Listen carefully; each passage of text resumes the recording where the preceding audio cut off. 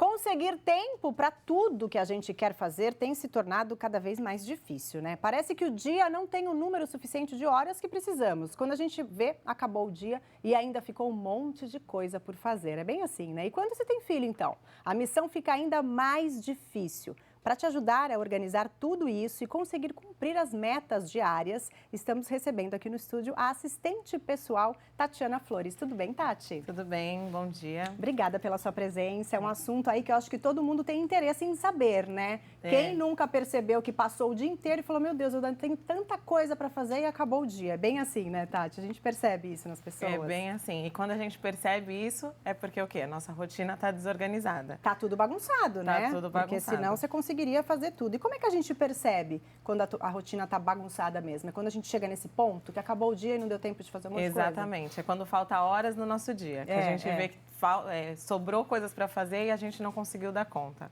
E como é que a gente faz para definir, né? O ideal é definir prioridades, então, do que a gente tem que fazer no dia a dia? Exatamente. O ideal é a gente fazer um planejamento, mas que esse planejamento não seja diário, seja semanal. Então, no domingo à noite, sentar, ou individual, ou quem compartilha a casa com você, e separar tudo que você tem para fazer pessoalmente e profissionalmente. Separar que você diz é, de repente, escrever realmente. Exatamente, é escrever, é fazer o seu planejamento. Quais são as tarefas que você já tem programadas para aquela semana, até de pagamentos também, pessoais, tudo. E separar para essa semana o que você tem para fazer. E por dias.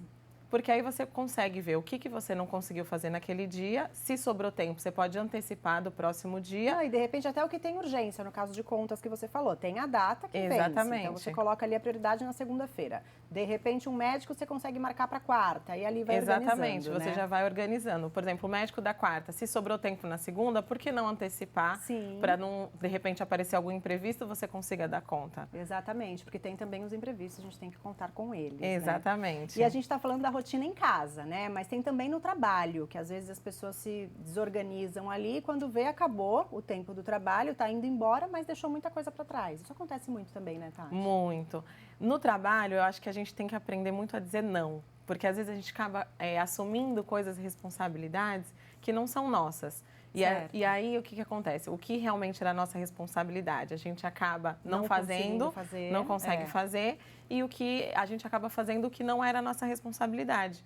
E isso acaba atrapalhando no planejamento que você já tinha feito e não consegue dar conta. Aí você tem essa sensação de que não consegue fazer.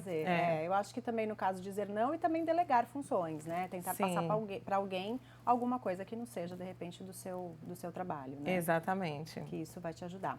A Tati trouxe uma lousinha aqui para tentar explicar pra gente na prática, que é sempre mais fácil, né, gente? A gente sempre tenta mostrar. Vamos lá, Tati, pra gente dar uma olhadinha? Que eu acho que na prática é muito mais fácil. Ela já falou ali que o ideal é você escrever alguma coisa, né? No domingo ali, de repente com o marido ou com quem divide a casa com você, as prioridades. E como é que a gente deveria fazer isso na prática, Isso. Tati? Eu uso um sistema que se chama Bullet Journal, tá? Ele é um sistema que ele é usado muito fora do Brasil, mas algumas pessoas aqui no Brasil já estão utilizando. Tá. Então, você vai determinar suas tarefas. Então, tudo que for tarefa, você vai colocar assim. E eu separo por cores. Então, tudo que for profissional, você pode usar o vermelho. Tudo que for pessoal, você usa o azul. Que aí só de bater o olho, você já sabe se é compromisso de trabalho. Exatamente. Se é de casa, tá. Quando a tarefa está concluída, você coloca concluída E assinala um X. Isso, e assinala o X. Quando a tarefa foi transferida, você não conseguiu fazer ela naquele dia, você põe uma tarefa para o próximo dia. Quando é importante, é prioridade para aquele dia, você põe um asterisco. Então, por exemplo, hoje, no dia 1/6. E aí você tinha aqui o quê? Marcar o médico. Marcar médico. Aí, gente, é para começar o mês, primeiro dia do mês aí já se organizando, né? Hoje é um bom dia para isso, né, Tati? Isso. Enviar a planilha. Que aí já é alguma coisa de trabalho. Isso, porque você pode misturar. Se você tiver as cores, você consegue bater o olho no seu horário e colocando. Enviar planilhas, marcar médico. E aí, por exemplo, você não conseguiu marcar o médico. Aí você vai fazer o quê? transferiu para o próximo dia. Tá, aí quando você fizer o dia 2, ele vai aparecer e ele vai novo. aparecer. Porque você fez o planejamento semanal, só que no final do seu dia você já programa o próximo dia. Tudo que você não conseguiu fazer naquele dia, você já programa para o próximo. E o que você já conseguiu antecipar, você já tira daquele dia que você... Isso. O bom do Bullet é que ele funciona também como agenda, só que a agenda, ela já tem os dias pré-determinados. Com o Bullet, você pode usar do seu jeito. Então, você não fica com aquela sensação de que passou vários dias em branco e você não fez nada. Isso, é ruim também, é ruim, né? É uma sensação ruim. E lá você consegue colocar tudo. Se você tem uma reunião de trabalho, no próximo dia 1 você já coloca, porque ele é um caderno. Então, você vai seguindo ele no dia a dia e não fica papelzinho separado e você acaba perdendo esses papéis que você anota. Legal. Então, no domingo, o ideal é já fazer até a sexta-feira. Já deixar pronto de segunda a sexta. Isso, exato. E aí, todo dia você vai lá e arruma. Ou vai transferir para o dia seguinte o compromisso, ou você vai fazer o X quando você já tiver concluído. Ou o asterisco, se for realmente importante. Se for importante, lembrar ali no dia seguinte. Para visualizar, já que é importante. É muito bacana. Muitas vezes escrever as coisas a gente acaba facilitando a organizar, exatamente, né, Tati? A gente percebe isso. E agora a gente vai conhecer mulheres que optaram por não voltar ao ambiente empresarial depois dos filhos. Acontece isso com muita gente, viu? Mas que mesmo dentro de casa precisam se organizar para serem mães e empreendedoras. O escritório da Carol é dentro de casa, dividido com as 2 filhas. E a rotina de trabalho é assim, junto com a rotina de mãe. Não é uma tarefa fácil, não. Principalmente quando o assunto é organização. É um pouquinho de cada vez, tentando, criar uma rotina, se organizar e fazer o que é prioridade no momento. Então, agora é prioridade cuidar delas. Então, nesse momento da manhã eu vou cuidar delas. Agora é prioridade de trabalhar, então desliga uma chave e liga a outra.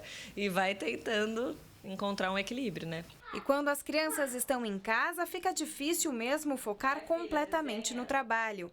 A mamãe é bastante solicitada, até na hora da entrevista. Sempre assim, Tetê sempre pede, né, Tetê? Uma frutinha. Então, eu falo que quando a gente está trabalhando aqui em casa, nunca a gente consegue fazer uma coisa que a gente tem que ter muito foco. Tem que ser trabalhos que a gente consiga fazer. Então, responder um e-mail, responder mensagem do cliente de uma forma mais tranquila, porque nunca é uma coisa que você consiga ficar concentrada, né? Eu ia falar mais de 1 hora, mas é mentira, mais de 10 minutos, porque toda hora elas estão precisando, né? A gente está aqui, a gente é referência, então não tem jeito. Mas Carol não se arrepende da decisão de trabalhar mais perto das meninas. Ela era atriz e tinha uma rotina muito puxada de ensaios e viagens. O nascimento das filhas trouxe uma nova visão de vida e também uma nova profissão. Hoje ela é doula e trabalha só com assuntos relacionados à maternidade. Hoje eu consigo fazer isso de uma forma já mais fluida, né? E também porque elas estão maiores, claro, quando você tem um bebê pequeno é mais difícil. Então, para as mães que estão aí, tenham paciência, que vai maturando uma ideia, arranje pessoas que possam te ajudar, porque é possível, apesar de ser difícil, é possível sim, e vale muito a pena, né? Uma pesquisa apontou que em 85% das empresas brasileiras, menos da metade das mulheres que saem de licença maternidade acabam não retornando à vida profissional.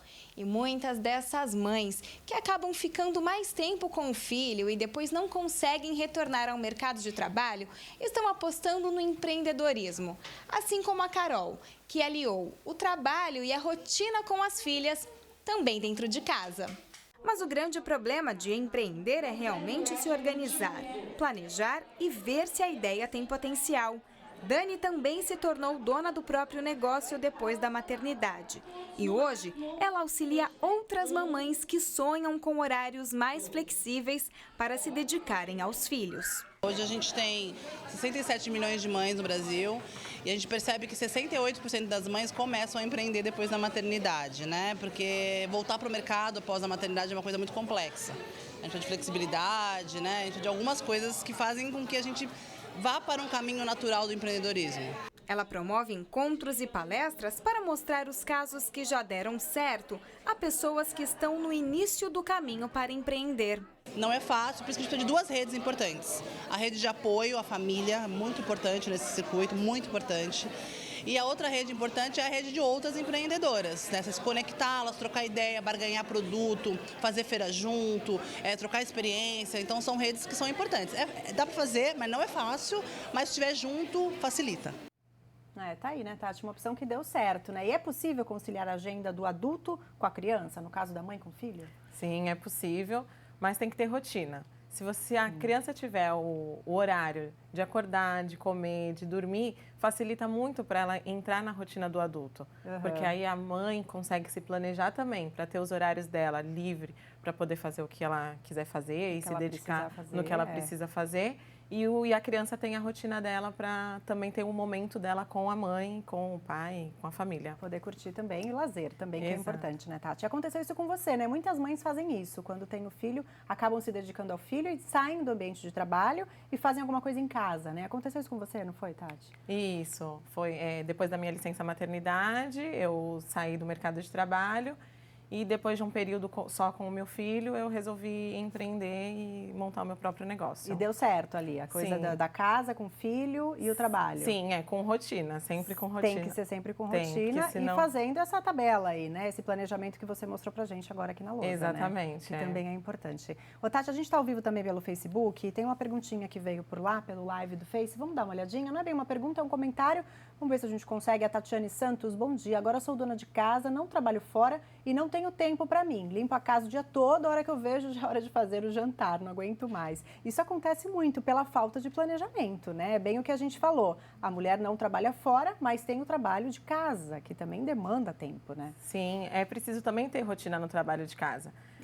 Uma dica para ela seria o quê? Ela fazer uma rotina do que ela vai limpar a cada dia. Se na segunda ela vai limpar só os quartos, na terça ela vai limpar a sala. Se ela tiver essa rotina, tanto dos serviços domésticos, ela consegue ter o tempo livre dela para poder também fazer outras coisas. Ou fazer comida só um dia na semana, 2 dias na semana. Com isso, ela consegue equilibrar o tempo dela também. E nessas tarefas que a gente denomina, que a gente coloca ali, o ideal é colocar o horário também, o período, no caso, durante 1 hora eu vou estar fazendo isso. Sim. É o ideal colocar o período também, isso, Tati? Isso ajuda? É o ideal. O ideal é colocar, eu vou fazer isso durante 1 hora. Até nesse caso da dona de casa, né, que você falou, para organizar. Eu vou limpar o quarto na quarta-feira, mas colocar um período. Sim, no período da tarde eu vou só me dedicar à limpeza dos quartos. Por exemplo, na parte da manhã eu só vou fazer a comida, já vou deixar a comida do almoço e da janta pronto. Que aí ela já não tem que parar depois que acabou de fazer a limpeza dos quartos, tem que fazer a janta de novo e voltar para a cozinha que já estava limpa.